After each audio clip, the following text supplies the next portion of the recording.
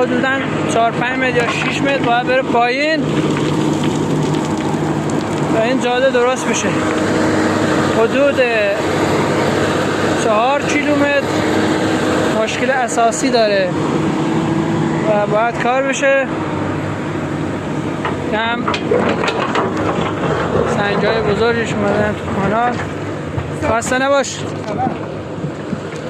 این آقا